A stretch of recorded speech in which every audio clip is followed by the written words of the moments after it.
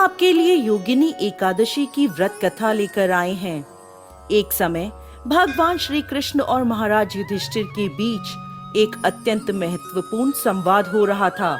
महाराज युधिष्ठिर ने भगवान श्री कृष्ण से पूछा, हे मधुसूदन, आपने मुझे ज्येष्ठ मास के शुक्ल पक्ष में आने वाली निर्जला एकादशी के विषय में बताया है। अब मैं आषाढ़ मास के कृष्ण पक्ष में आने वाली एकादशी के विषय में जानना चाहता हूँ। भगवान श्री कृष्ण ने उत्तर दिया, हे राजन, आषाढ़ मास के कृष्ण पक्ष में आने वाली एकादशी का नाम योगिनी एकादशी है। यह एकादशी बड़े से बड़े पापों को भी नष्ट करने की क्षमता रखती है। योगिनी एकादशी की व्रत कथा के अनुसार अलकापुरी के राजा कुबेर देवताओं के कोषाध्यक्ष थे। वह भोलेनाथ के परम भक्त थे। उनके नगर में हेमामाली नाम का एक सेवक रहता था, जो प्रतिदिन मानसरोवर से एक विशेष पुष्प लेकर आता और उसे भोलेनाथ की पूजा हेतु कुबेर को प्रदान करता था। हेमामाली निष्ठा पूर्वक अपने स्वामी की सेवा करता था।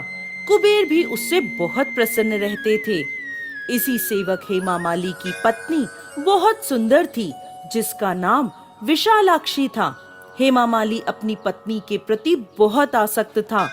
एक दिन वह प्रातः मानसरोवर से पुष्प लेकर आया, लेकिन सीधा अपने स्वामी कुबेर के पास जाने के बदले वो अपनी पत्नी के पास पहुंचा और पत्नी के साथ आनंद प्रमोद करते हुए उसे समय का ध्यान नहीं रहा।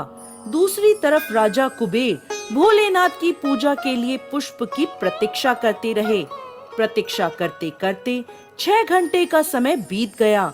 बिना पुष्प पूजा ना होने के कारण कुबेर क्रोधित हो गए और उसी क्षण उन्होंने सिपाहियों को हेमामाली का पता लगाने भेजा।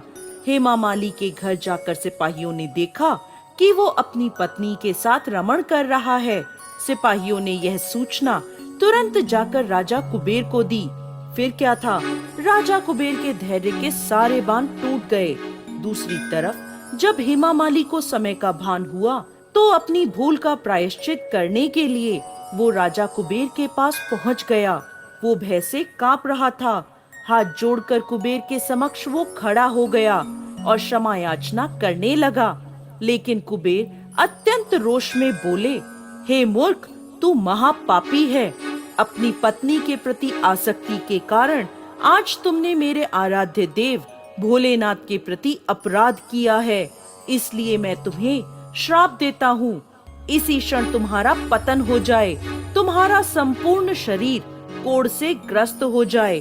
तुम पृथ्वी पर अपने कर्मों की सजा भुगतो और अपनी पत्नी से सदा सर्वदा के लिए दूर हो जाओ। कुबेर के श्राप से उसी क्षण हेमामाली का पतन हो गया। वो कोढ़ से ग्रस्त होकर जर्जर शरीर के साथ पृथ्वी पर आ गिरा। भूख प्यास से परेशान, अपने शरीर की पीड़ा से पीड़ित वो जंगलों में भटकने लगा। अनेक वर्षों तक वो यह यातना भुगतता रहा, परंतु भोलेनाथ की उपासना में सहायता करने के कारण उसकी चेतना शुद्ध और सात्विक बनी रही। एक दिन वो एक पर्वत पर जा पहुंचा, जहां ऋषि मार्कंडे तपस्या कर रहे थे। उन्हें देखकर हेमामाली ने उन्हें प्रणाम किया। ऋषि मार्कंडे ने उसे अपने पास बुलाया और पूछा, पुत्र, तुम कौन हो और इस प्रकार जंगल में किस उद्देश्य से भटक रहे हो?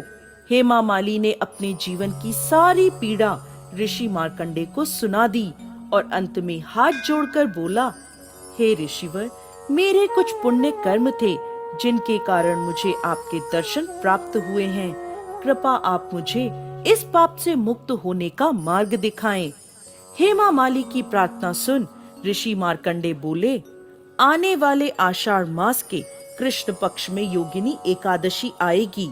तुम्हें इस एकादशी का श्रद्धा पूर्वक पालन करना है, जिसके प्रभाव से तुम सभी पापों से मुक्त हो जाओगे। हेमामाली ने योगिनी एकादशी के पालन का संकल्प लिया और वहां से चला गया।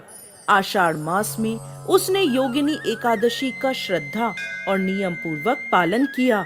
व्रत के प्रभाव से उसका शरीर कोढ़ मुक्त हो गया और अपने पूर्व शरीर को प्राप्त करके वो अपनी नगरी अलकापुरी वापस लौट गया।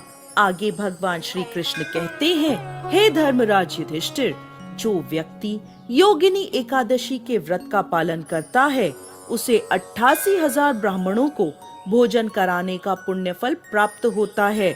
वो हर प्रकार के पापों से मुक्त हो जाता है और अंत में आध्यात्मिक लोक को प्राप्त करता है। जय श्री हरि विष्णु।